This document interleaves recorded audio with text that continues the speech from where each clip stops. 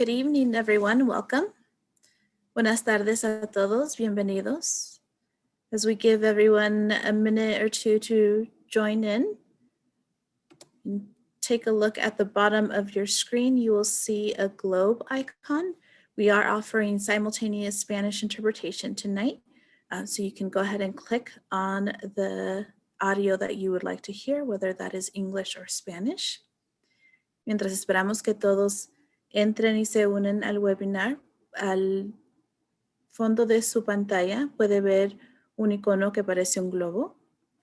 Ahí encontrará la oportunidad de poder tener interpretación al español. Puede ver el canal inglés o español.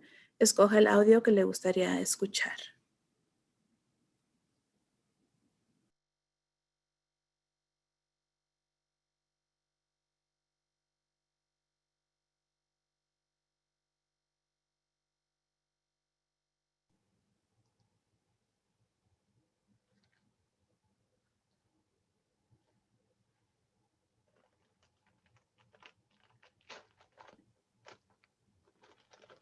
Good evening, everyone. My name is Tracy Dorland. I'm the Deputy Superintendent for Adams 12 5-star schools, and I'll be your facilitator for the evening. We're going to wait just one more minute as I see participants still joining our webinar for the evening, so please hang tight. We'll just give people a few more minutes to get logged on and ready for our session this evening. Thank you.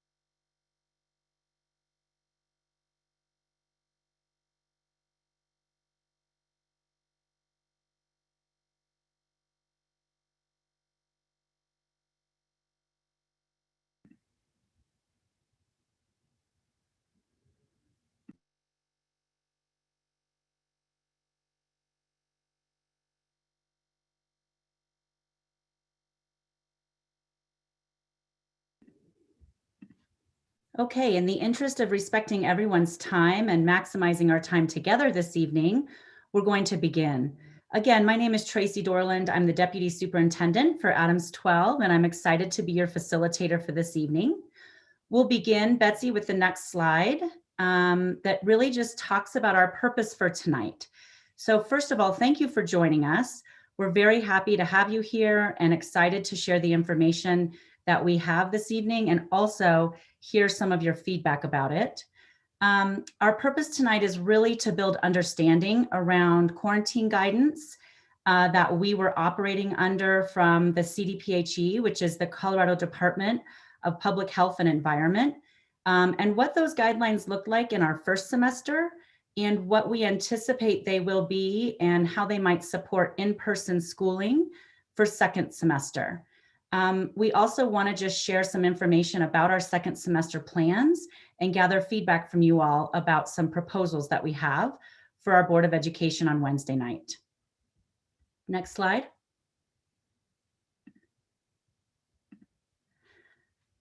This is the agenda for our time together. We're going to do a quick welcome and some introductions. We'll have a presentation. I do want to let you all know that the presentation is fairly technical in nature. We have been working closely with a group of parents in our community who have strong interest in returning to in-person learning second semester. And based on that collaboration and our conversations with those parents, we know that there are many parents who want more information about quarantine guidance from the state and how that has caused challenges for us operationally to provide in-person learning opportunities for students. And so we are hopeful that the information we share answers a lot of questions, but I do want to let you all know that it is quite technical in nature. After the technical presentation, we will have an opportunity for a Q&A panel discussion where you can ask questions about anything you'd like related to our plan for second semester and our interest in learning models during the pandemic.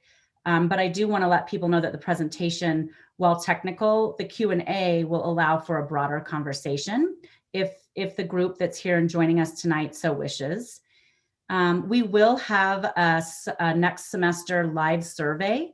You likely saw a communication today that outlines an initial proposal from staff that would be presented to our Board of Education on Wednesday night. We want you to know that the feedback from this session will also be presented to the Board of Education on Wednesday alongside a proposal for next semester. We are interested in your feedback before finalizing that proposal for our Board of Ed on Wednesday. And we will also be collecting feedback on this proposal tomorrow night at a second community town hall and on Wednesday afternoon before the board meeting at a staff town hall. So we will be presenting not only a proposal to our Board of Education, but also feedback from the town halls that we will host today, tomorrow, and Wednesday. And we'll end this evening with just updating our community on some next steps. Next slide, please. So now I have the privilege of introducing everybody who's going to be on your screen this evening. We have two board members with us, Laura Mitchell and Lori Goldstein. You'll hear from them in just a moment as they do a quick welcome to all of you. We also have our superintendent, Chris Godowski, who will serve as a presenter and panelist. The other presenters and panelists this evening will be Pat Hamilton, our Chief Operating Officer, Stacy Gahagan, our Security Services Director, Priscilla Strawn, our Chief Academic Officer, and Mila Shepard, our Chief Human Resources Officer. And then, of course, I, as I mentioned earlier, will serve as your facilitator and your panel moderator.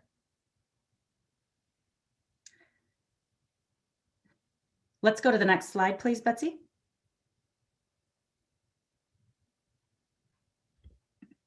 Oh, thank you. We just want to make sure everybody understands that we're all in this together. We are working hard to respect everyone's time. We will be paying attention to our intentions and ask that everybody kind of pays attention to that and balance advocacy with inquiry. We're really hoping that you can have an opportunity to do both tonight, both ask questions based on whatever you might be curious about, and also provide input on what you advocate for going into second semester. And we're hoping that our presentation tonight helps to build some shared meaning. Next slide, please. So this is how the Zoom webinar will work this evening. It's a little bit of a logistics piece right here. So board members and staff presenters will be seen on our Zoom webinar screen during the webinar. The other, it looks like about 160 participants or 170 participants will not be seen on the screen, but we know you're there and we are excited to hear about some of your feedback and some of your questions. You can ask a question throughout this entire presentation and also during the Q&A panel. We'd like for you to use the Q&A button on the bottom of your Zoom screen when you want to post a question. You may already have a question that you want to post. That's fine. Go ahead and get your questions sent to us. We have staff who are collecting your questions throughout this presentation, and they will then prioritize questions for the panel Q&A. We may not get to all questions. If we don't, we are planning to create an FAQ that will be shared with our community soon after this session and tomorrow night's session. We also know that the questions you ask tonight may help us plan for future town halls going into next semester. We hope that this is not our only opportunity to communicate and have a conversation with our community. And so thank you for all the questions that you send. If we don't get to your questions, we will answer them through an FAQ, and we will use them as guidance for future town halls that we might have next semester. Next slide. So with that, I'm going to welcome our board members, Laura Mitchell and Lori Goldstein, and let them say a few words of welcome to everybody who's here. Good evening. I'm Laura Mitchell. I'm the Vice President of your Board of Education, and I wanted to welcome everyone this evening and thank you for taking time to join us. We're very excited to offer this opportunity to dialogue with our community and build some common understanding around what's gone into our operations so far and some of the changes that we hope can help make us lead us to a better second semester and getting our kids back in more classes and more class face-to-face time. The board is very cognizant of the stress that many of our families and students are experiencing through change, uncertainty, and loss of the ability to celebrate milestone moments, spending time with family and friends. And we just want to say that we know that this is happening also with our staff. So just trying to give everyone grace and an understanding as they move through this time and try to support each other to make sure that everyone gets what they need and we can all continue to move forward. The goal of the board is and has been to try to provide a safe and consistent experience for in-person learning for all of our students. So we hope tonight will be valuable and we can work together to try to improve that and meet the needs of all of our families in providing that alternative. Hi, okay. I'm Lori Goldstein. And I just want to add that, we've heard the stories of the stress with the online learning. I have a 5th grader and I too have had a lot of similar issues with the internet conductivity, with my son not being able to be with his friends. So just know we understand where you're coming from, and we all want to get back to school in person as soon as it's safe to do so. So thank you for being here and thank you for sharing your input. Thank you so much, Lori and Laura. I really appreciate you being here and for just sending a warm welcome to our group here. Thanks for being here and thanks for sticking with us to hear the conversation and be part of our event this evening.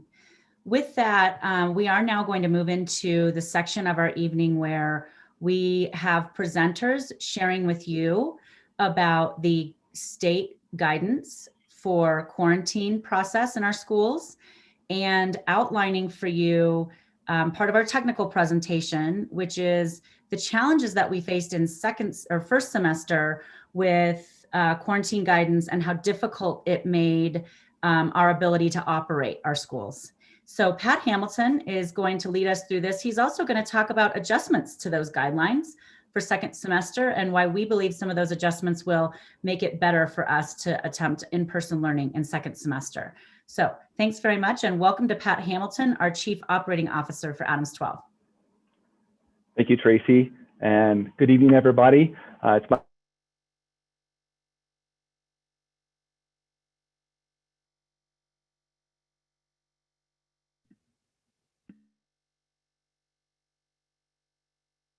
pleasure to spend some time with you this evening. We're going to go really since it was actually all spring last year and throughout the summer. But this would just be the most recent example. This is an example of kind of the amount of volume of work that we get when we get these updates and guidance. And there's a couple of things I want to draw your attention to. So first off, I want you to know that the guidance that we get is not really an option, it's really required. So while it does say that it's guidance, it is an expectation that this is how we operate our schools and to keep them safe. There's 2 links that we really want to pay attention to. So one of those links, and I'm going to have Betsy go over to that link now, it's called Return to Learn Algorithms. And when we make this presentation available to everyone, I would definitely encourage you all to go and look at these links if you haven't already done so. So this particular link has 3 different versions. So you see right here, this is R1. So this would be when we're in green. So if you look on the kind of the upper left-hand corner, you'll see an arrow that says green. And if you scroll down here, so that's we really haven't ever been in green since we started this whole situation back in March. So if you scroll down just a little bit, the next level is R2. And R2 would represent the areas of the dial that are blue, yellow, orange, and red. R2 used to be blue, yellow, and orange. And we operated in R2 until the 28th of October. That's when we were notified on the 23rd of October that we were going to go to red level, which would be R3 on the 23rd and then transition on the 28th. So as you'll see, these algorithms tell you basically kind of, here's the symptoms, here's how long the symptoms last. And based on those situations, it tells you whether or not you have to, if you'll scroll down just a little bit, thank you. It will tell you whether or not you have to isolate and subsequently quarantine people that were in contact with those folks. So a couple of key things here. So you'll see kind of in the middle of your screen, have symptoms resolve within 24 hours of onset. So those are major symptoms. If they resolve in 24 hours, then no test is required. This is an R2. Minor symptoms and symptoms, and again, if you have 2 of those, did they resolve within 48 hours? So you have 2 days for those symptoms to resolve. If they do resolve, then again, you can come back to school, no testing required, no quarantine. If those symptoms were to last longer than that, then testing is required, no alternative diagnosis. So, and you can come back to school. Again, assuming that you are a negative. If you're positive, then you are obviously COVID confirmed, and you would have to isolate for 10 days. And anyone that was in contact with you that would meet the definition of exposure would have to quarantine for 14 days. If you can scroll down to R3, and I just want to explain something about the dial here. So in R3, this is the newer updated dial, and we're going to talk about that here in a couple of slides. But R3 was the guidance that we were using from the 28th of October until we were out of school and went back into a remote setting. So if you scroll down just a little bit, in this situation, if your major symptoms haven't resolved in 24 hours and your minor symptoms haven't resolved within, or 2 minor symptoms haven't resolved within 48 hours, you have to get the test. If you don't get a test, then you definitely go into isolation. You're considered presumed positive at that point. And anyone that was in contact with you or had exposure would have to go into quarantine for 14 days. What's different about this particular piece of guidance is it's not only a negative test. So if you do go get a test and the test result is negative, you'll see there that you also have to get an alternative diagnosis, which explains all the symptoms you're having. So before you could return to school. That was quite a challenge for us. And then thank you for scrolling down a little bit, because I just want to show you what minor symptoms look like. So sore throat and a headache, or a runny nose and a headache. If you have 2 of those minor symptoms or more for more than 2 days, you have to have a negative test and an alternative diagnosis. So that is the guidance that we were living under or living by starting on the 28th of October. When we changed the dial, we went back up to the R2, which is going to make it a little bit easier for us to come back in person. So the other thing I would point out, if you can go back to the slide deck now, the other guidance that I would offer you and tell you that to look at for sure is the who is a close contact algorithm. So we won't pull that one up. Oh, we're going to pull it up real quick. So this is the guidance that we use to tell us who gets quarantined. This was updated just here on the 25th of November. So this would be another document that I would encourage you to spend some time with. One thing I would point out here, there's a couple of things that have changed with this guidance versus the previous guidance. One is the component about KN95 mask, and we'll talk about that in a little bit. The other thing is we're still hopeful that this might allow us to do targeted quarantine at elementary schools when it's appropriate. Okay, we can go back to the slide deck.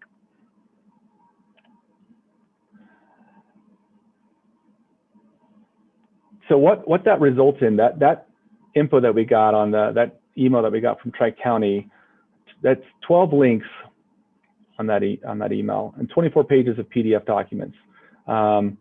Within those pages of PDF documents, there's an additional 185 links, 47 sections to explore, for a total of about 524 pages of PDF documents, an additional 650 links. So a lot of times those links are duplicates, but you don't know that until you go through all of that guidance. So it's a meaty thing to manage. Our team's been doing a really good job of managing that, and luckily we haven't seen like major swings in the guidance, but it still requires us to go through the guidance every time there's an update, just to make sure that something hasn't changed that the public health departments didn't tell us about. Next slide. So I was talking about the dial earlier. When we did not have purple, we had red. So, and what red did was put us into the R3 algorithm that we just talked about, which made it very difficult for us to conduct school and keep schools open. When they added purple, it really didn't change those R1, 2, and 3 documents. What it did is it moved us back down into the category where we could use the R2 document again. So that's something I just wanted to point out so people understand how the dial impacts our ability to operate schools. Next slide. So some of the challenges that we faced in the first semester, like as I mentioned previously, we were in level 2 orange, R2, until the 27th. So we were doing, that allowed us to have targeted non-targeted quarantines, targeted quarantines at our middle schools and high schools when we were in R2, but definitely not in elementary schools. When we moved to level 3, R3 red, we were no longer allowed to use any targeted quarantine strategies, and that would be the same now. So if we were to go back to the R3 document, which would now be purple, that algorithm, we would not be able to do any targeted quarantine. As it stands now, if we were to come back in person, when we come back in person, we would be able to use targeted quarantines at middle school and high schools, which really helps us a lot. And we hope maybe that we can use that also at our elementary schools. Let's see here. A couple of things I want to point out. So some differences that we'll talk about in a little bit here is that required quarantine of 14 days. So that guidance is changing. I think a lot of people probably on here have seen that the CDC and CDPHE now are talking about, CDPHE being Colorado Department of Public Health and Environment. I have to be careful with my acronyms. That there's now guidance that allows for 7- and 10-day quarantines, which we think will help us operate our schools a little more seamlessly. The other thing that's really changed that's going to help us is before we have 2 different kinds of tests that we can take in our community. We have a PCR test, which is the nasal swab, and then we have an antigen test, which I also think is a nasal swab as well. The antigen test is known as the rapid test. It typically results back in 15 minutes or half an hour. The PCR test is the one where you typically would have your results back in 36 to 48 hours. In the first semester, and until just very recently, you had to have a PCR test if you had a negative diagnosis or a negative test that was an antigen test. So an antigen test that was negative was not accepted. If it was positive, then it was fine. So negative tests required a second test. So that guidance has changed now with the new guidance that's come out from the state. So that will also help us. So now if you have a negative test, whether it be PCR or antigen, we can take that for its face value and hopefully allow us to end quarantines and isolations and things like that earlier. One other thing I want to point out is just, you'll see a little note on the bottom about what exposure is. So that wasn't really clearly defined until later in October when CDC came out with some guidance that talked about the 15-minute rule within 6 feet. I think a lot of school districts were looking at that as a 15-minute period, a block of time. And what that actually ended up being was a 15-minute over 24 hours. So if you're within 6 feet of someone who's confirmed positive for 15 minutes or more over a 24-hour period, you'd be considered exposed at that point. Next slide. So this is just some reflection on the number of quarantines that we were dealing with. So you'll see in the month of October, we had 22 days of school and 65 quarantines. That was an average of 3 a day. Middle school and high schools they pivoted to remote on October 20th. And then for the month of November, you'll see that we had 9 days of school. So significantly less number of days in school, 55 quarantines, 6 a day. And just keep in mind that that was when we had elementary school only in session. Now we were still doing quarantines and actively managing cases at our middle school and high school levels because we still had sports and things like that going on, but the majority of those were coming out of our elementary schools. Go ahead, next slide. So I'm going to start talking to you a little bit now about the, can we go to, let's see here. Let's go past this one. We're going to talk about these anticipated benefits.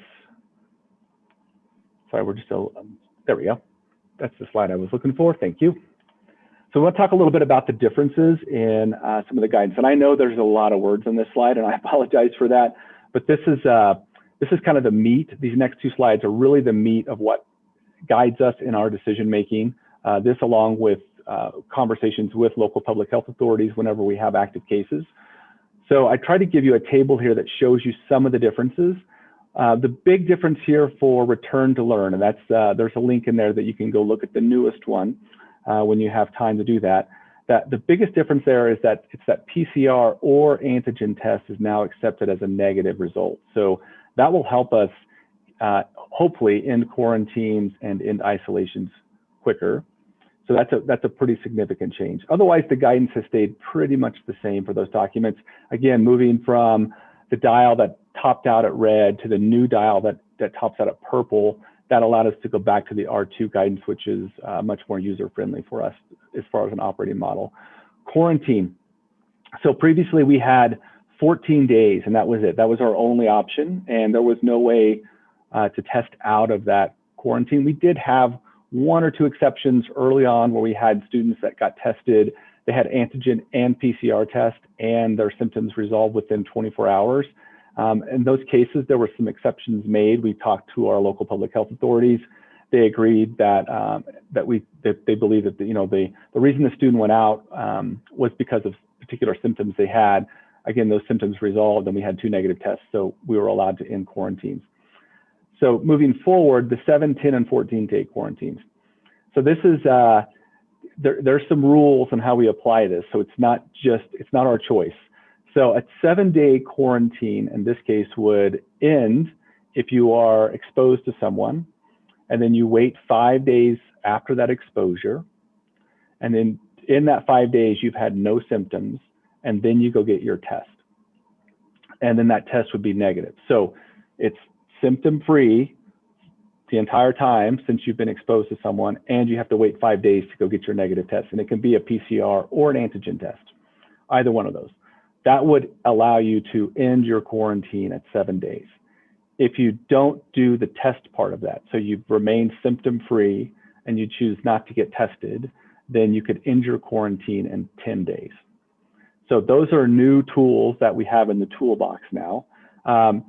We still have 14-day quarantines as an alternative to use as well.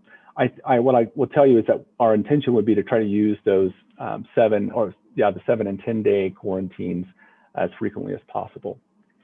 So challenges that brings to us, though, just so you know, and I think we'll talk about this a little bit more in another slide, is that if you have some students who choose to get a test and some who don't, you can see that would end quarantines in different times. So something we're going to have to work through. Next slide, please. So who is a close contact? Again, a lot of this stayed pretty much the same. Targeted quarantine strategies at elementary schools, that is still being discussed. Again, we're very hopeful that will be something a strategy that we're able to use, but very much still in discussion. It brings a lot of challenges at the elementary school level. So just something that we have to work through. And these new guidelines were presented to us at a time when we were all in remote, just about. I think most of the school districts in the Front Range are.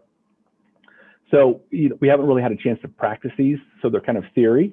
So once we come back in person, we'll be able to practice and see how effective they are and how well they work. The other thing that's changed here is PPE is now a consideration for teacher quarantines. So personal protective equipment, the amount of personal protective equipment a teacher wears, and also comes down to 6 feet within, for 15 minutes or more. So those things are factors. So we'll talk a little bit more about that here in just a couple minutes as well. So what happens to the close contacts? So that is an algorithm that allows us we can look at an algorithm, in this case, that tells us kind of where we're headed with possible quarantine or not. In the middle of that document, and I would certainly encourage you to go look at this one as well, there's a big yellow box. And then that big yellow box is kind of where we live. And this is our first example of where the words really matter that are on the paper. So there's ands and there's ors. And that yellow box has a lot of, I believe it's ands. And what happens is if you can't answer all of those questions in a certain way, then it results in a cohort or potentially targeted quarantining of students. So definitely go take a look at that one. But it hasn't changed since the October 5th guidance, I think was the last time. Next slide, please. So we are going to transition now into some scenarios, and Stacy Gehagen is going to take you through those scenarios. Good evening. I want to walk you through two scenarios tonight that'll showcase the process of the COVID response team's work through the alignment with our public health orders in a school setting. So Tate is a first grader who attends a local elementary school. Tate attended school on Tuesday and felt fine. He had a normal day. He went to his classroom, had music class, ate lunch with his classmates, and spent some time in the library. A typical day for most of our elementary students. Wednesday, Tate woke up with a runny nose and a little cough. Dad thought it was just a little cold and sent him to school. By mid-morning, he was taken to the health aide's office and he was sent home.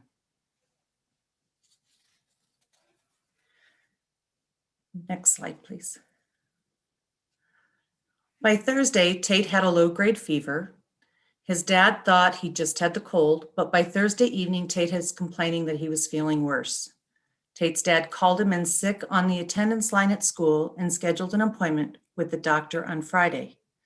Due to the fact that Tate is exhibiting major COVID-like symptoms for greater than 24 hours, the information Tate's dad leaves on the attendance line would generate an intake form that would be sent to a COVID district nurse.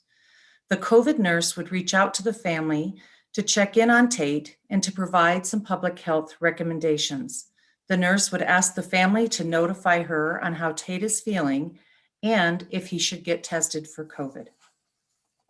Next slide. On Saturday, the family notifies the COVID nurse that Tate did test positive for COVID. When the nurse reaches out to the family, they're checking in with the family to make sure everyone's okay and then to answer some general questions. They're also trying to determine information that will help identify potential close contacts. The nurse is looking at the family dynamics to see if other family members attend Adams 12 schools. Under the old R3 guidance that Pat just spoke of, the family would be placed in quarantine for up to 14 days, and the student that is positive would be placed in isolation for 10 days. If the family's unable to isolate from their child for 10 days, then the quarantine would be extended for 24 days. This requirement is because the family member's last date of exposure would be the child who tested positive's last day of isolation. Once it's been determined that there has been an exposure to the school, the COVID nurse would consult with a workplace coordinator or another staff member that focuses on managing COVID response in the district. They would then coordinate with public health to determine the scope of the exposure and the quarantine for close contacts. Next slide, please. The COVID workplace coordinator will review the information received in the intake form and consult with the nurse who spoke to the family. In some cases, the workplace coordinator would reach out to public health partners and coordinate the appropriate response. This slide demonstrates the timeline of events.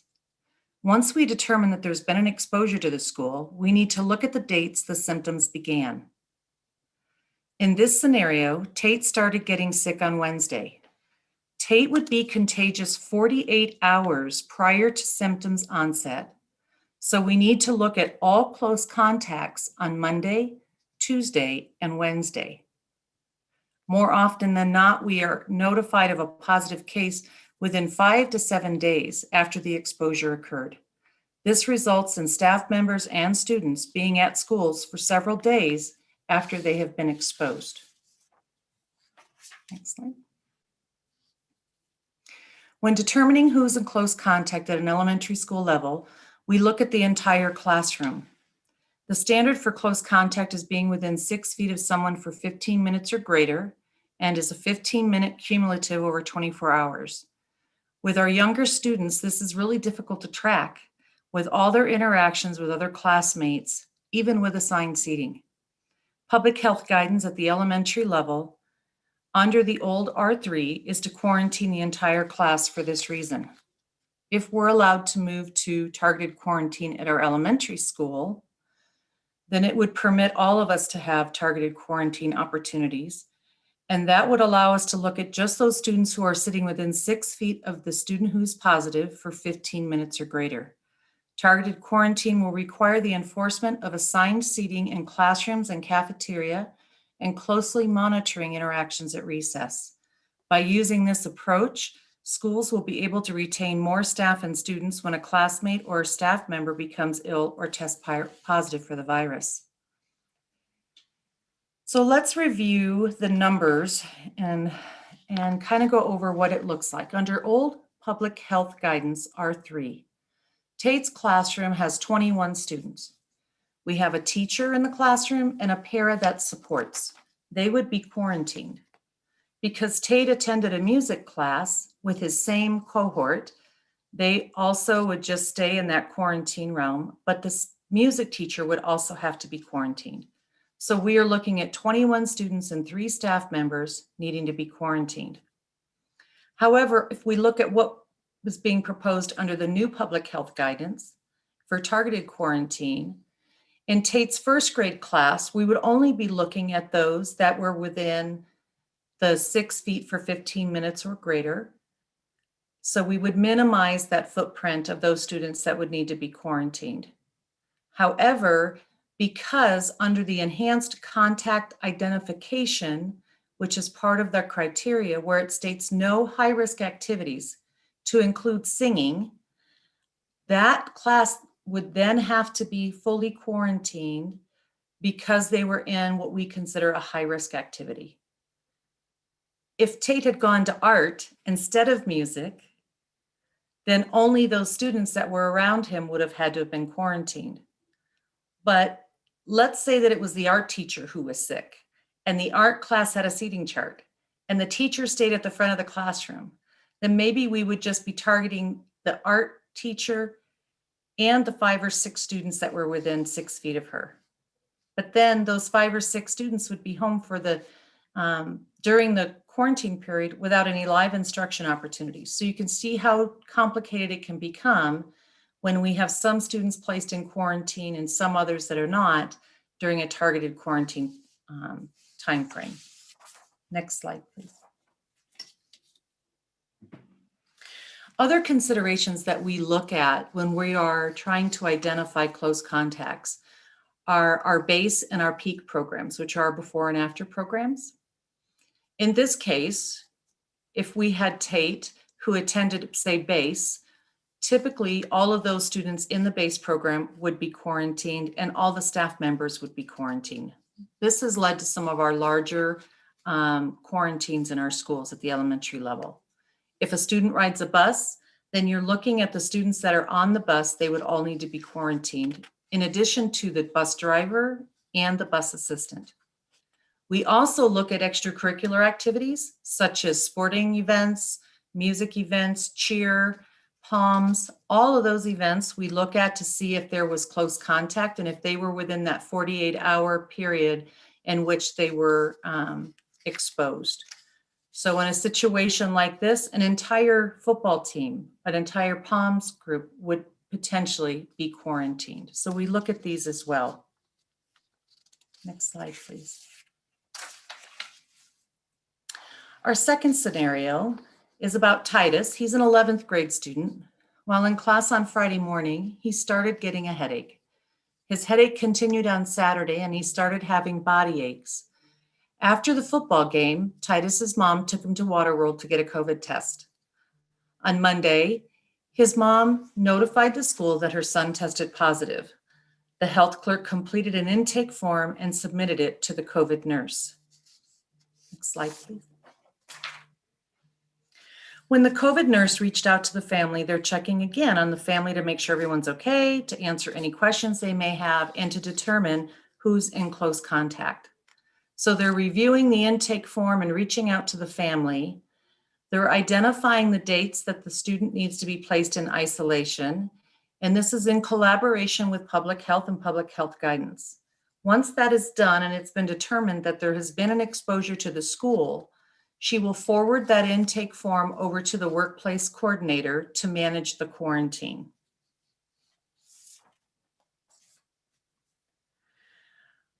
Once the information from the nurse is received, The workplace coordinator will reach out to the principal and discuss close contacts using our Who is a Close Contact guidance from Public Health. The student who tested positive will be contacted to determine who they've been in direct contact with. So you can see if this was an elementary student, this is more difficult. So we really rely on our staff to help guide us through this process. But in this case at the high school, we would reach out to Titus directly and ask him who he had contact with. In this case, we are looking at Wednesday, Thursday, Friday, and Saturday. He attended 6 classes. On Thursday and Friday, he went to lunch with 3 friends, and after school, he had football practice and played in a football game on Saturday.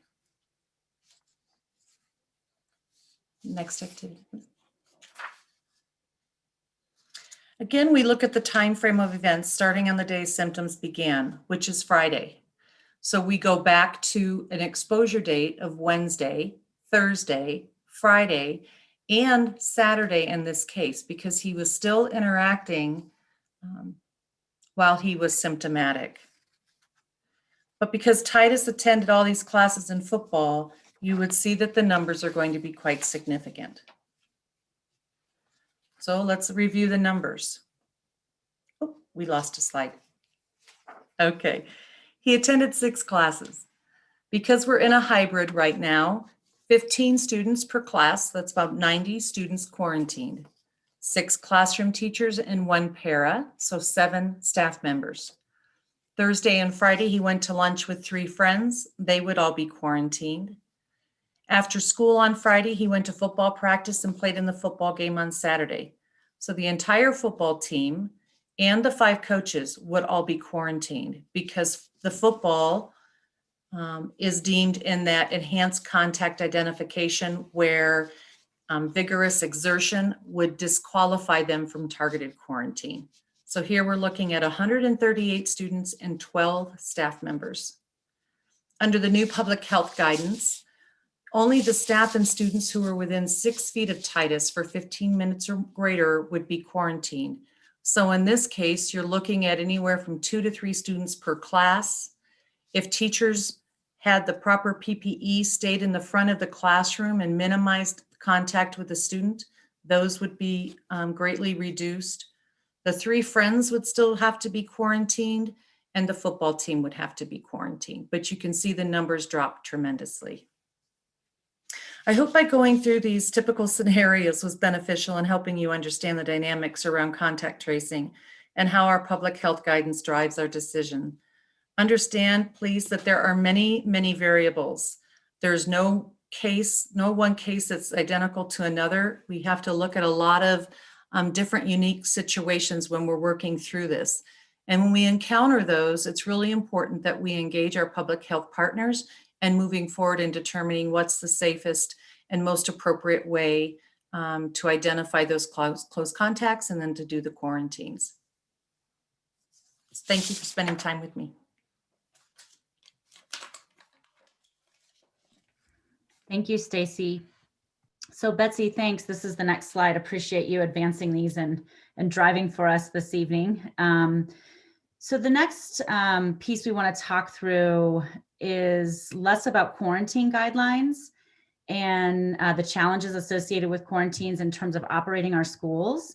We can talk more about that during the panel, but the next few slides acknowledge that hopeful adjustments to the quarantine guidance isn't the only thing the district is doing to support our interest in in-person learning next semester.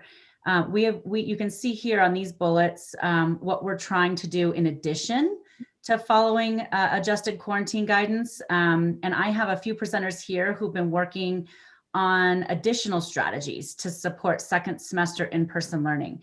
And so let's start with adjustments to our hybrid model at secondary, which we know was a challenge in first semester. And I'll hand it over to Priscilla Strawn, our Chief Academic Officer, to talk through that. Good evening. So in addition to a fully online model that will still be in effect for all students, either at the elementary, middle, K-8, or senior high, for the families that chose that model, we have made some intentional adjustments to our hybrid instructional model specifically for our middle school and our high school students. What that means is that an in-person hybrid class will have both in-person and remote students learning the same content at the same time through simultaneous instruction. That is different from what students experienced in the first semester. In the first semester, students had 2 days of in-person synchronous instruction and 2 days of remote asynchronous instruction. Asynchronous meaning that students were really completing assignments and learning on their own. This adjustment ensures more predictability and more consistency for our students and our staff. Because regardless of where you are seated, whether that is in your classroom or at home at the kitchen table, you are experiencing the instruction live with your teacher simultaneously with your classmates. That means that regardless of what happens with quarantines, our students can stay connected, can stay on pace, and our staff is focused on planning one lesson plan and adjusting that instruction and differentiating to meet the needs of the students that we serve. In this model, Wednesdays will be asynchronous with synchronous opportunities for identified students. So teachers will have help sessions, office hours. They can pull a group of students who their grades are declining or their participation and attendance in class has declined. They can pull a group of students just because they're worried about their social emotional well-being and want to do an extra check with them. Wednesdays then provide teachers with an opportunity to provide limited further instruction for identified students. We believe that this adjustment to our secondary model will be very, very beneficial for our students who have struggled with a remote instruction in the first semester, and we believe that this will be beneficial for our teachers as well. Great. Thank you, Priscilla. In addition, we do plan to have a better approach to target shifts to remote learning at the school level. And so I'll let Pat Hamilton talk a little bit more about that strategy. Sure, thanks, Tracy. So I'll go over this briefly because we are going to publish this information in January. So just right now, what we have is we do have an elementary school shift to remote learning decision matrix, and we're working on the middle school and high school levels now because this guidance we came up with after middle schools and high schools had transitioned to remote. So we worked on the elementary first, but just a high level overview would be, we're looking at the percentage of staff and percentage of students out at a particular school at any given time and how that impacts the school's ability to operate. So right now, elementary school, if 30% of our total staff, entire staff are out, or 30% of the total student body are out, then that would be a school that we would consider for a 2-week closure. Other things that might be an impact of that too is if you have multiple schools closed throughout, or multiple schools that are having a high number of incidence rates, but maybe not at 20%, that depletes our subpool and our ability to have teachers and adult supervision in classrooms. So those are other factors, but we'll be sharing this matrix out with you all in January. Next slide. So I believe Mila Shepard, our Chief Human Resources Officer, is here tonight to share with you some staffing challenges that we've experienced, as I'm sure you have all heard, as well as some strategies that we've implemented and will continue to implement to support the staffing needs as we enter second semester. Thanks, Tracy, and good evening, everyone. Briefly, just sharing some information with you on the slide. You have heard in media and from us that staffing is an issue. Even if you have everyone present in a normal year, you still have need for substitute teachers. And in a typical year, during the autumn months, we would have hired about 165 new substitute teachers. There's always a little bit of a churn there. many of our subs, more than a quarter of them, are serving from retirement. And so those folks chose not to come back and sub this year for understandable reasons. We also had staff members who took leaves of absence for understandable reasons, and the quarantines, of course, are affecting us. So we've been doing some things to really intentionally build our sub pools and our help in classrooms. We have initiated a emergency sub program that allows existing classified staff members, paraeducators, student monitors who are in schools already to earn an emergency sub license, and the district is paying the cost of that. We've had, let's see, we've had 28 classified staff members at 19 different locations obtain their emergency sub license. And so that helps a little. We have continued the social media push and the campaign to hire substitute teachers and classroom monitors. We do have 55 applications for new substitute teachers this fall, 20 applications for new classroom monitor position this fall. And that's a position we created for this remote hybrid environment. We've allowed our own employees to add hours if it's possible to serve as classroom monitors. The learning pods were a great success in the summer and early fall, and we had a lot of bus drivers and custodians and folks who don't typically work in classrooms fall in love with being in classrooms with kids and want to continue that work in addition to their normal driving duties or their normal food service duties. And so we've had 186 of our employees work a total of 6,400 hours as classroom monitors during these last few months. And so trying to just be creative about how we license people to serve as subs, how we add hours to people, how we reach out to our community to hire new people are all part of what we do. We advertise on a lot of different recruiting platforms very intentionally. We use jobbing.com, which is a Denver metro area website. We use Indeed. 250 million people visit that website every month. We use Adams County Workforce and Connecting Colorado. It's a state and county run system that brings employees to us. They have 69,000 jobs posted right now. We utilize their website. We utilize diversityjobs.com, has 500,000 applicants and job seekers, and they target Black, Asian, Latinx, Native Americans, LGBTQIA plus, women, veterans, people with disabilities, older workers. They are targeting diverse job seekers, and we use all of those websites to attract and to try to recruit teachers, substitutes, classroom monitors, bus drivers, all the positions that we have. If you go to our district website, you see a link right now. I would encourage any of you to spread the word, to go to the careers link and apply for a position. We're hiring now and through the rest of the year, I'm sure. So appreciate your joining us this evening. And if I can answer questions later about staffing, be happy to do that. Great. Pat, let's talk about an improved testing strategy for our district.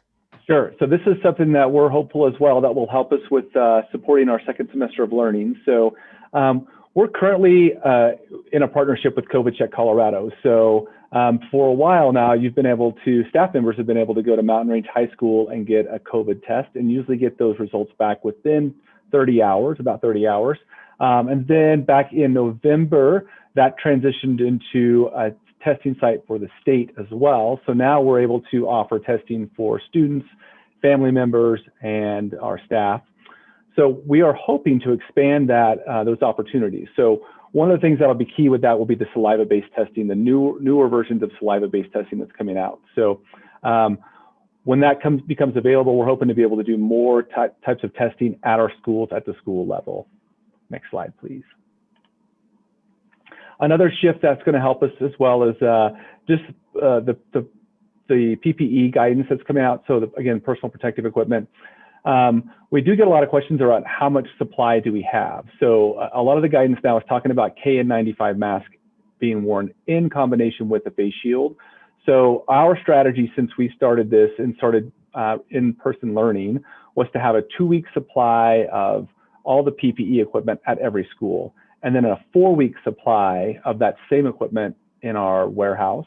I'm happy to say that we're able to maintain those levels right now, and provided that we don't have shortages between now and the end of the semester, second semester, we should be able to maintain those.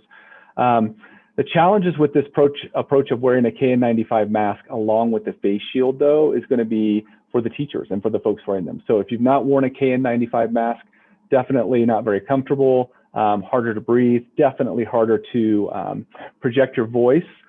You put that in combination with a face shield over your face, and it's going to be difficult in a learning environment to be really productive wearing a KN95 and a face shield, but we're going to try. We're also waiting for some additional guidance on surgical masks and how those might be able to help us in combination with a face shield, and maybe we don't have to go to a full KN95. So again, things that we think are going to be a positive impact on the learning environment for next semester. Next slide. Thank you, Pat. So this is a slide where we're going to have our superintendent, Chris Godowski, talk with you all about the draft proposal that he has for Wednesday night. And then we're going to get into a Q&A conversation and some live survey. Hang in there. I know this is a lot of information. I know it's technical. I know we wanted it to be really engaging, and it's hard in this Zoom webinar format, but we also wanted as many people as possible to participate. And so I'm going to have Chris talk to you about this slide, and then we're going to transition right after that into our panel discussion. So Chris, are you ready? I am, yes. Thanks, Tracy, and thank you all for being here tonight. As Tracy mentioned, a whole lot of technical information that's been shared with you. And in the end, you've got to decide what to do with this and what's feasible and what's going to work best to serve the system moving forward. In making a recommendation and developing and sharing out my best thinking, which I'm sure you've seen at this point, we've shared it out widely with staff and parents and community today. There's largely 3 factors that have driven my thoughts about how to approach in-person learning for second semester.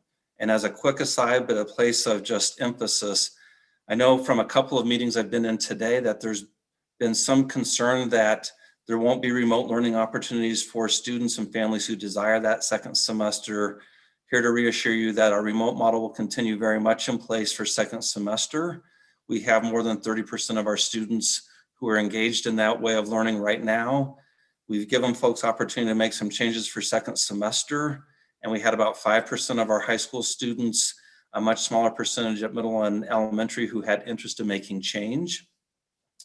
I was surprised to see that, especially at the high school level, more of the interest was in moving from a hybrid or in-person model to remote. But for those who have interest in remote learning, that will remain an option second semester.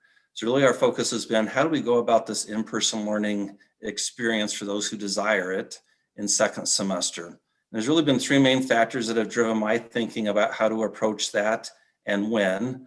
One is a safety factor, that it remains imperative for me, and I believe in a high value for our Board of Education to make sure that we're operating school environments that are safe for the students and staff who are engaged in those settings. So I'll talk more about that in a minute.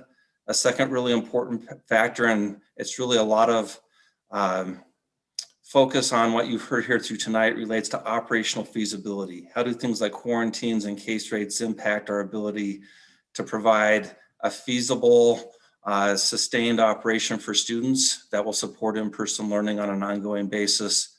And then the third piece is consistency. I've seen very little agreement between students, staff, and parents about what we should do dating back to March throughout this pandemic.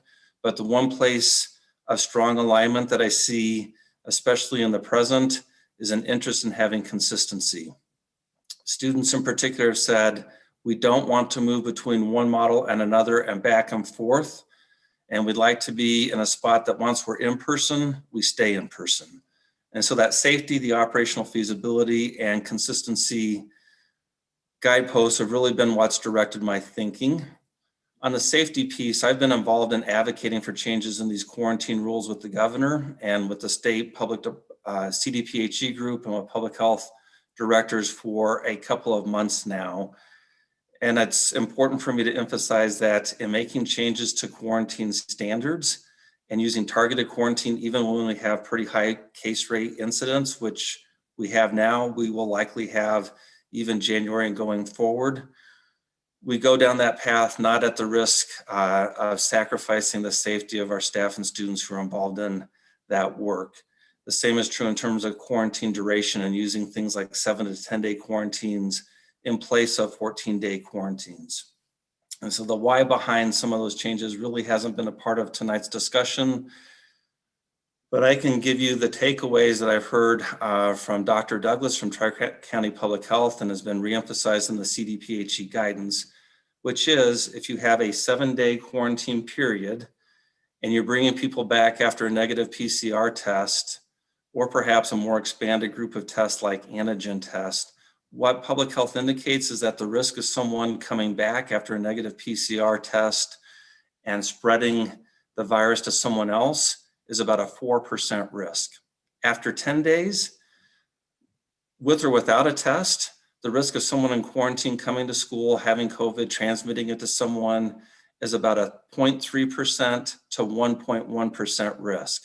And so I've felt very comfortable as I've been in those discussions and now that I've seen that data and saying that using these new quarantine standards poses very little risk to our staff and students. And so giving ourselves greater operational flexibility with these shorter quarantine periods is very much still aligned with our safety interest.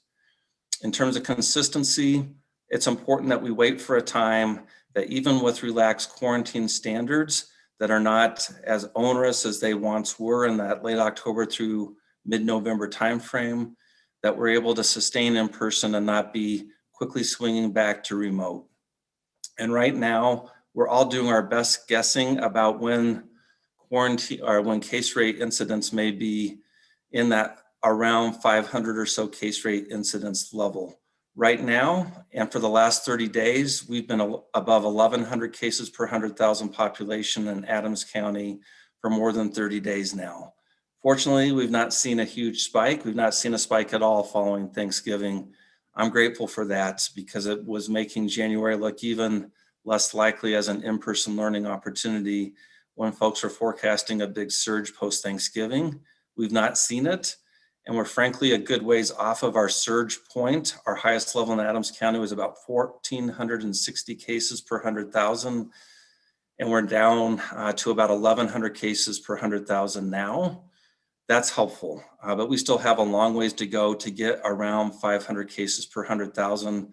We've got a lot more ground to go in Adams County than most areas in the metro area.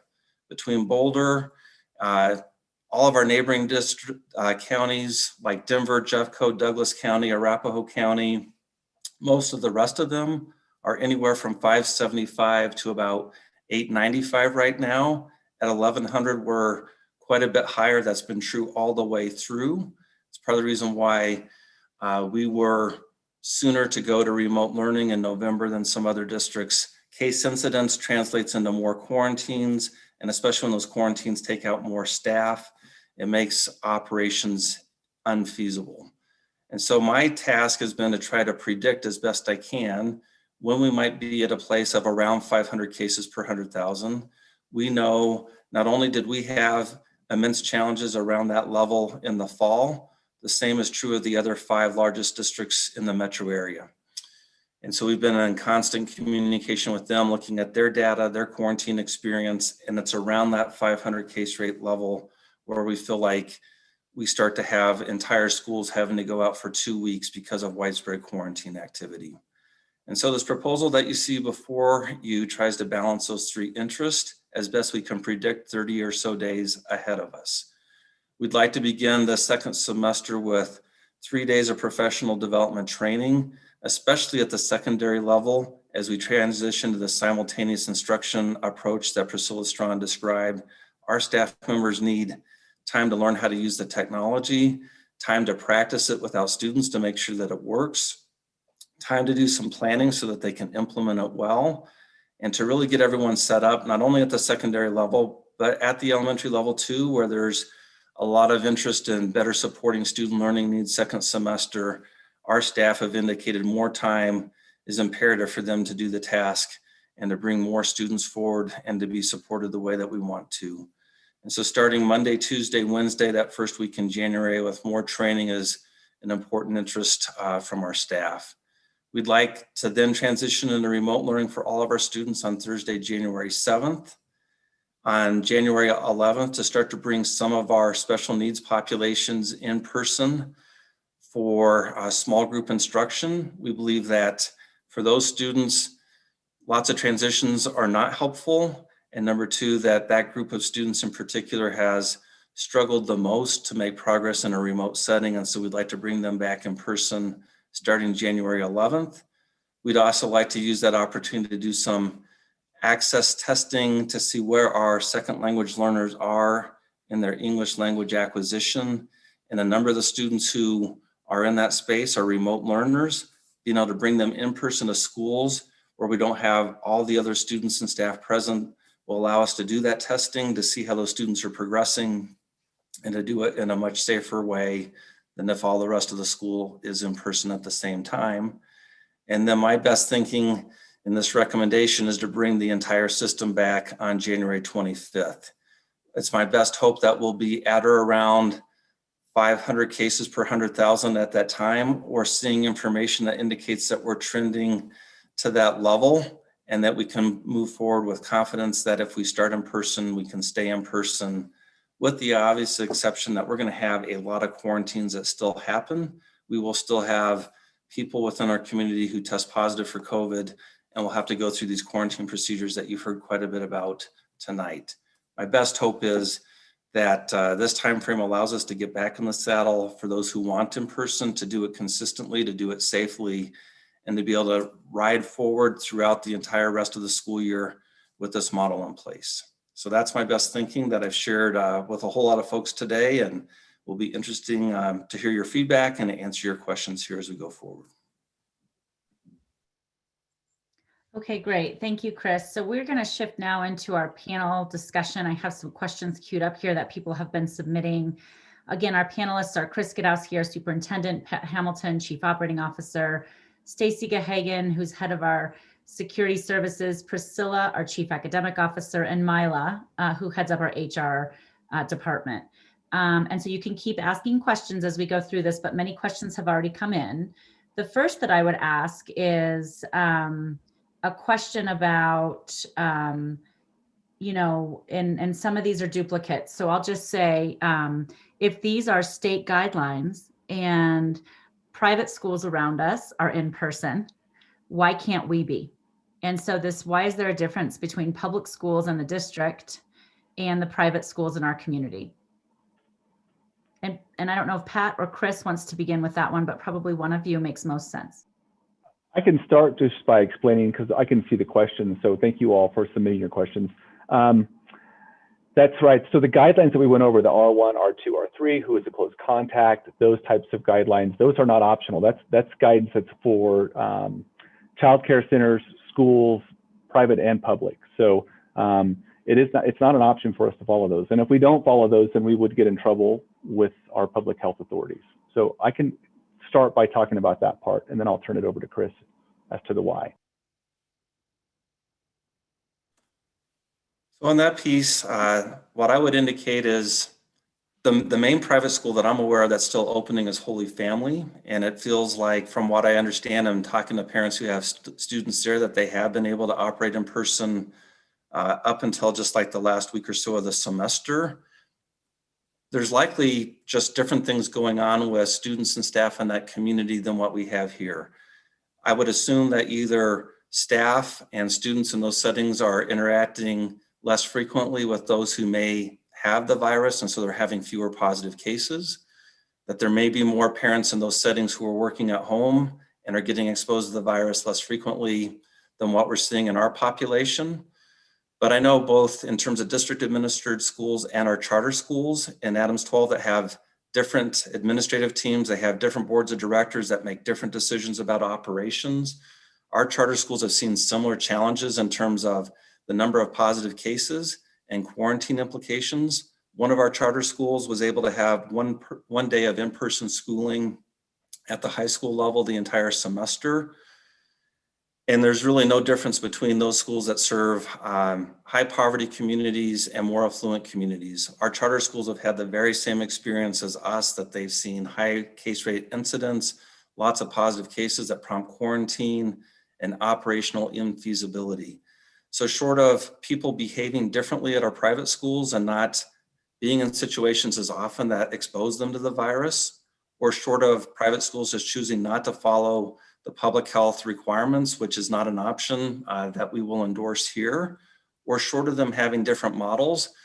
There are some schools that are contemplating for second semester models in which you might have one class at a time for 4 to 6 weeks, or you may have 4 courses the entire second semester, which we felt like is not ideal for our students, short of much different models, much different behavior from students and staff in terms of contracting the virus, or perhaps just a decision not to follow the public health requirements. I don't see anything else that would put our private schools in a spot of being able to open any differently than the other 6 large districts with whom I've been communicating, and our charter school leaders who've had the same experience. Thank you, Pat and Chris. Chris, a question about the 500 cases per 100,000. Will we go back? Will we not go back unless it's at 500 or below? Is there any chance of going back if it's trending toward 500 but not quite there? And a 2-part question, the second part being, what if Broomfield's at 500 but Thornton isn't? Can Broomfield go back but not the Thornton schools? If that's a hard line, and how hard is that line? You get the gist. You bet. So it's not like an impervious hard line. Looking at trends will be very much important. And if we see case rates that are not all the way to 500 or below, but they're consistently trending that direction, and we have confidence that they're going to continue to head in that space and not pose undue operational challenges, then we would continue to move forward with our plan of opening on January 25th. On the second piece, in terms of Adams versus Broomfield County, we've consistently believed that looking at this broader system is the best way to make decisions about what we're going to do, and that we can't look at a neighborhood or a city or a county in terms of making decisions about who's going to be in person or not. And that remains very much my belief, is that if Adams 12 is open for business, it needs to be the entire system that's open. And if we have a portion of our community that's in a better spot, my best hope is that other parts of our community, most likely the Adams County portion, will soon catch up and reduce their virus rates down so that we can have a viable option for keeping the system open all throughout our jurisdiction. So that's the way that I would plan to approach it at this point. Okay, great. A question maybe for Pat or Stacy. My kids previously had COVID-19. Will there be exemptions or documentation that allows them to remain in school? There's some research around immunities that folks have after having the virus for a period of time. So questions about, will there be some exemptions to quarantine given previous exposure and or infection with the virus? So the short answer is yes. We have recent guidance that came out in the last 45 days that allows us to, basically you get a 90-day exemption from quarantine if you've had COVID previously. Now, I don't know what that would look like in a school setting, because if the whole cohort and teacher go out, I may not be able to have a teacher in the classroom if we only have 1 or 2 kids in that classroom, but there is an exemption for 90 days from any kind of quarantine activity after you've been through your 10-day isolation. Great, thank you, Pat. A question about I think that stemming from the case study around the music class and gym class being a challenge for targeted quarantine.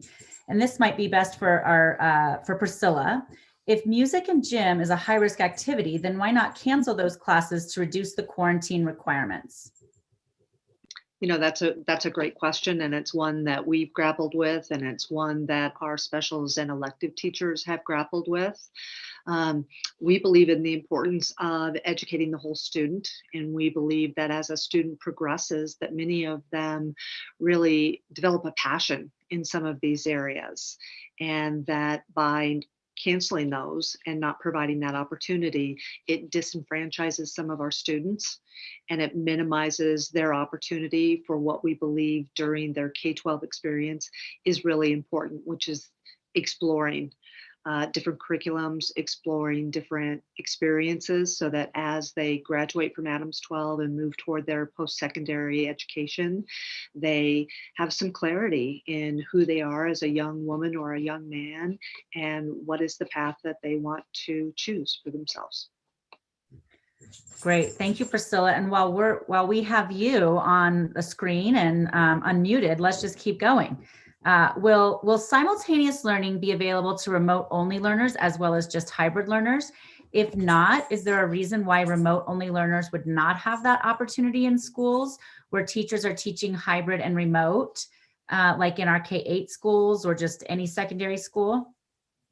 So the answer to that is that our remote only students have already benefited from synchronous instruction.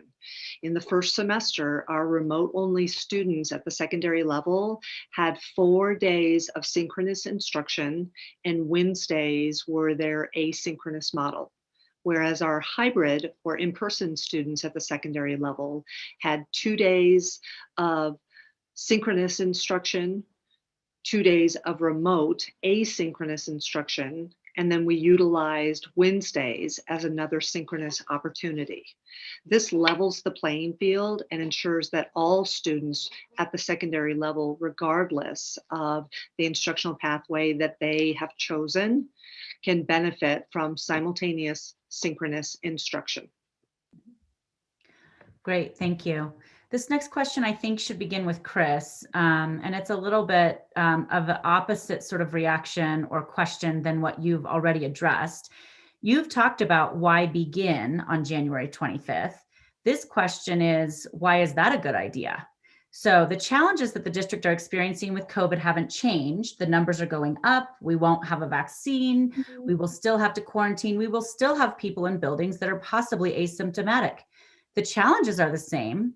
So why is January a good time to return to in-person learning? Yeah, thanks, Tracy. And the short answer is January may prove not to be the right time. We're putting a tentative flag in the ground about when we are hopeful, given what we're seeing in terms of reduced rates from the 1460 to the 1101 today in Adams County and corresponding reductions in Broomfield, and consultations with public health officials that expressed some cautious optimism that by late January, we could be around 500 or certainly trending in that direction and approaching that level. So it's our best hope and prediction. And yet we've seen multiple times throughout the pandemic that predictions and models from public health prove not to be fully accurate. That's been true on a number of occasions. Back in late July, when I made the recommendation for a remote start, public health thought that hospitals would be overwhelmed with patients most likely in September. Proved not to be the case. We started a downhill slide in August and that didn't happen. Then they were very much surprised by the surge that started around mid-September and continued all the way up until mid-November. That just went much quicker, much faster, much bigger in scale than they predicted. So that too was something that came as a surprise. We haven't had a post-Thanksgiving surge, which I think has also been a very pleasant surprise for public health. So they don't have a crystal ball to the future, nor do I. But given my many consultations with them, they feel like January 25th is within the realm of possibility. And we'll have to check in and follow that data all the way through from now until mid-January. And if it proves that we still have really high rates that make that unfeasible, then we'll have to defer when we get back with our students in person. I hope that's not the case, but we're not going to be beholden to the state if what we see is a much higher rate of incidence than what people are expecting and hoping for at this point. Great, thank you, Chris. Mila, this next question is for you. There's a worry that substitute teachers might bring COVID into our schools and increase the COVID numbers and exposures. Are we requiring rapid tests or any type of testing for substitute teachers? We have not required testing for any employee unless we have not required any testing for any employees. So we ask all employees to be very aware of their own symptoms, to self-quarantine, to voluntarily receive testing. If they are exhibiting any of the quarantines, we do have every employee who reports to work at an on-site location fill out a daily check-in that attests to the fact that they don't have a fever, they don't have the symptoms, they are in good health. And so we really rely on people to be taking all care not to spread contagion wherever possible. We also have taken some measures to assign subs to schools. Many of our buildings do have sort of a permanent in-building sub, trying to reduce the numbers of schools and the numbers of classrooms that substitutes see. And the other thing that happens is many of our sub positions are remote. Remote teachers need substitutes from time to time as well. So we're trying to take every precaution we can. The other ad I would put in, Tracy, on that piece, and I'm looking to Pat to make sure I'm right. So one of the questions posed to Priscilla related to athletics and to music. This question relates to subs. My belief is across all of those domains, whether it's our performing arts or music courses, our athletics, our substitute teachers, we've not seen high incidence of positive cases that have prompted quarantines in significant levels among students participating in band, choir, athletics, or from people who've been engaged in our substitute staffing models. And so, Pat, just step in one way or the other and just share with folks. My perception has been we're not seeing a lot of transmission or quarantine activity because of those staff members or those activities. You know, Chris, I would, Stacy probably has a better feel for that than me, but I will tell you that I think there's been some challenges. They've been isolated challenges around athletics. And so I see Stacy nodding her head. So that's presented us a couple of challenges at the high school level.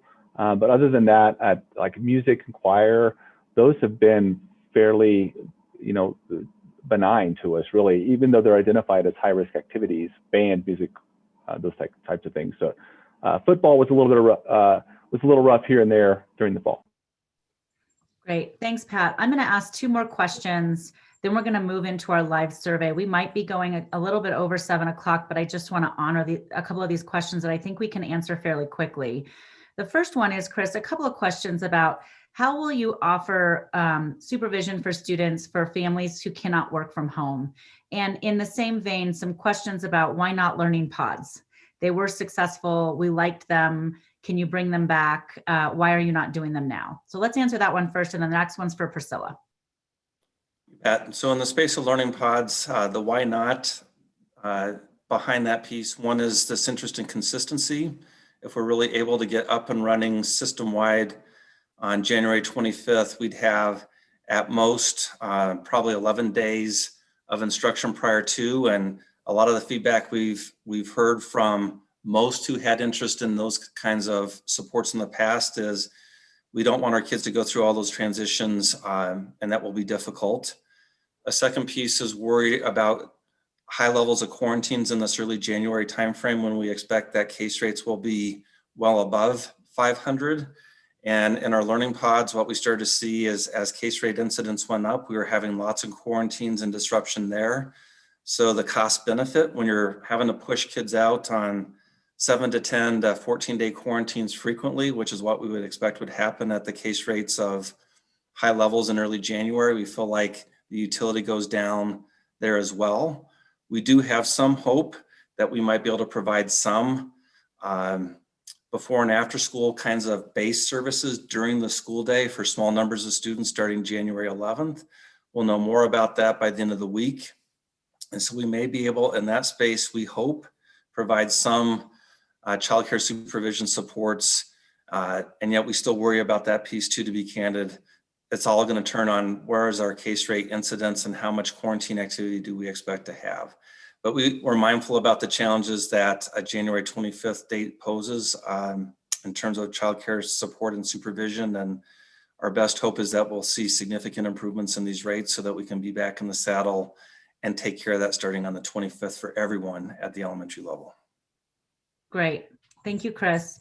Priscilla, quick question about SAT, ACT. How will those be administered this spring? I know parents are thinking a lot about that and our high school students as well.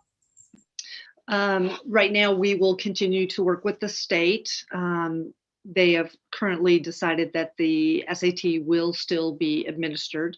They have lengthened the window so that we can bring smaller groups of students in to ensure that their testing experience is safe and that they are still proctored appropriately. So Lee Peters, who is our executive director of our senior high schools, is working with all of our comprehensive high schools as well as our 2 alternative campuses to create schedules that provide safety for students and staff and ensure that they are given the very best opportunity to demonstrate their academic achievements in that test. Great. And then finally, Priscilla, why special ed students coming back and phasing in on the 11th and not more right away on the 7th? Well, part of that is per the recommendation that is going forward is that school will start on the 7th, which is a Thursday, and we are looking at phasing in with our special education students on the following Monday. So it's a difference of 2 days. And really what that allows us to do is make sure that we are working collaboratively with schools, with families, with our teachers to ensure that we have everything up and running and ready. Great. Thank you. Let's go ahead and shift to our live survey now. I think I have some technical experts who are going to help us. At this point, I know this has been a lot of information. I know we did not get to all of your questions. We will be looking at every question and putting together an FAQ and publishing that as soon as we can. But I think we did get to a lot of them. And I just want to thank you for taking the time to be with us and for asking the questions that you did ask. We want your feedback about this proposal. Chris wants to consider that feedback and he wants to be able to consider it as he finalizes this proposal for Wednesday night for the board. The board will consider it on Wednesday night, and he wants to also represent your feedback about it. So if he adjusts the proposal based on your feedback, that's a possibility. But if he doesn't adjust the feedback, the proposal based on your feedback, he at least wants to make sure and represent the feedback to the Board of Education. So any of that is a possibility given what happens tonight and tomorrow night. And so we're going to go ahead and launch this poll. You're going to see all the questions. I don't believe you have to do anything on your end. It should just pop up on your screen. Is that accurate, Melanie and Jody? Yep, we're good to go. Great. I'm going to ask these questions out loud in the interest of supporting our translation team in interpretation. And so you, though, are welcome to read these on your own and answer at your own pace. So you could go faster than I'm going to go, or you could just kind of go right along with me. So question number 1, do you feel like you have a better understanding of district COVID quarantine operations now than you did before? Yes, somewhat, or no? By the way, after we answer all these questions, we are going to get to see the results, which will be really helpful immediate feedback. And all of you will see them on the results on your screen as well. Question 2, when thinking about next semester, what is most valuable to you? Returning to in-person learning as soon as possible, regardless of case rates, even if it means students and teachers are frequently in and out of quarantine. In-person learning is more important than consistent and stable learning environments. Or returning to in-person learning when case rates provide for more consistency in school operations and therefore more chance of sustained in-person learning.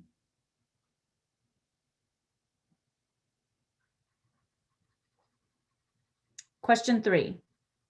District leadership has proposed January 25th as a potential date for a return to in-person learning, with other dates being considered. Based on what was presented tonight, what is your preferred date to return to in-person learning for the second semester? I support the proposed date of January 25th. I prefer to return to in-person earlier on January 19th. I prefer to wait another week to return to in-person learning on February 1st.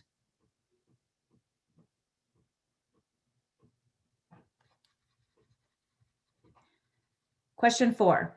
District leadership has proposed that all grade levels, preschool through 12th, return to in-person learning on the same date. Other districts are proposing a staggered return to in-person learning. What do you believe is best?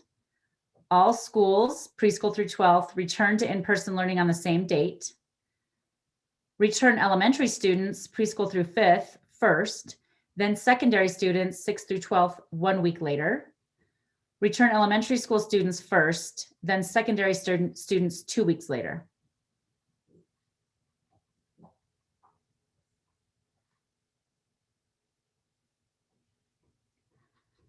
And question 5 is our final question.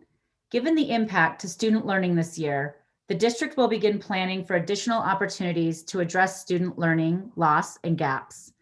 What type of opportunities would you be most interested in for summer 2021? In-person learning opportunities, remote learning opportunities, hybrid learning opportunities that would combine remote and in-person, self-directed learning opportunities, in-person learning opportunities that include field trips. None of the above. We just want to have a normal summer.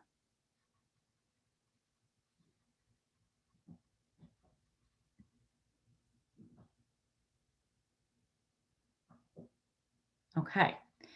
We'll give another maybe 30 seconds for people to complete the poll, or I will take lead from Jody and Melanie, who are watching it on the other side, to make sure we think we have the right number of responses before we close it and show results. Real quick, if you're not able to see the poll questions, look at the bottom of your screen. You should see a button that says polls, and it should pull up again. Sometimes it hides. Unfortunately, with Zoom, polls aren't compatible, I believe, with a Chromebook with certain technology. So that could be an issue as well. Jody, how's it looking in terms of results? Yep, Tracy, we're at 97% voted, 132 out of 135. So now 133 out of 135. So maybe another minute and we can end it. Great, awesome. And I just want to make a point that the staff on this call and board members, those of us who are on the screen are not voting. So that's probably why the disconnect between the 150 that you might see at participants and the 130 some that are polling and voting or filling out the survey. Okay, now we're sharing the poll results. So you can see the answers to, do you have a better understanding of the quarantine operations and issues we were having? And I'll just let they can scroll through on their own, correct, Jody? Yes, they can. So we'll just be quiet here for a minute and let participants look at the poll results on their own. Just so you know, Tracy, on the live feed, they cannot see the polling results. So if you want to just give a synopsis of it. Yeah, that's helpful. So we do have a YouTube live stream of this session tonight. So I can do a synopsis. On question 1, do people have a better understanding of the district COVID quarantine operations now than before?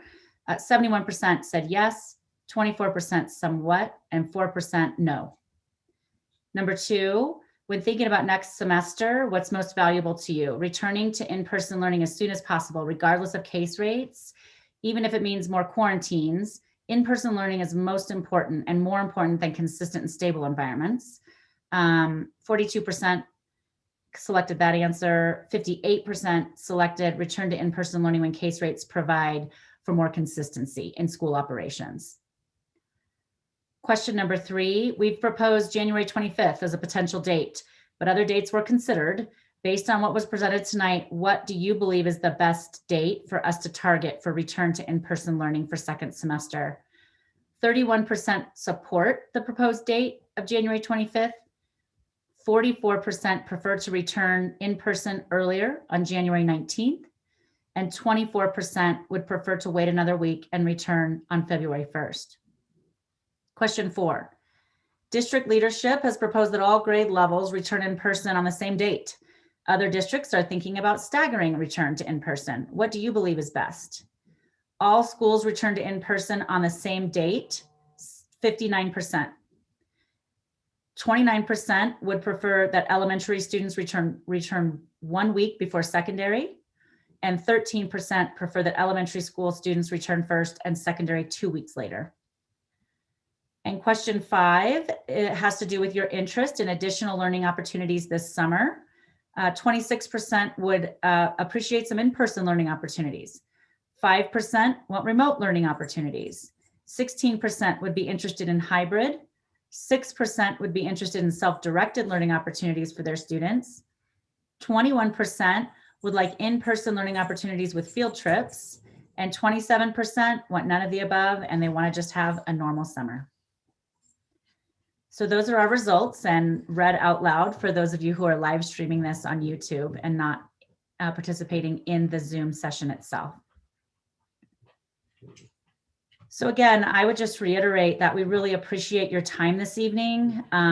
We know that we shared with you and the entire Adams 12 community a proposed plan, but this session is helpful for us as we finalize that and head into our board meeting on Wednesday night. And it will allow us to not only present a proposal to our Board of Education, but also represent our community feedback about that proposal. And with that, I will look to Chris Godowski, our superintendent, and ask him if he has any final words to wrap up our evening together. Just to reiterate, I appreciate everyone spending time with us here tonight. One of the upsides about this pandemic, and there aren't a lot, but there've been nice opportunities for us to connect with more folks in this kind of setting than what we've typically been able to do with in-person meetings at Board of Education meetings or things of that nature. And so I appreciate that so many of you were part of this tonight. As we do this again tomorrow night, we'll probably look for ways maybe to shorten down some of what we presented to you. And if you spread the word about that, that's great. We'd love to have even more folks join us tomorrow night so they can hear maybe a truncated version of some of what we shared, be able to answer questions and spend as much time as we possibly can on that piece, and then to have as many people as possible engage in this feedback polling process at the end. That will really serve us well in terms of knowing where folks are standing and thinking about our second semester ideas. So spread the word if you can for others to join us tomorrow night. Thanks for being part of this evening.